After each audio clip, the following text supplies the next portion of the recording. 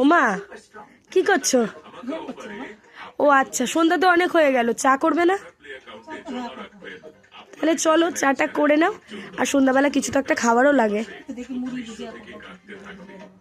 ঠিক আছে তাহলে চলো। হ্যাঁ, তো এইদিকে আমার মা দেখুন চাটা বসিয়ে দিচ্ছে ভালো করে।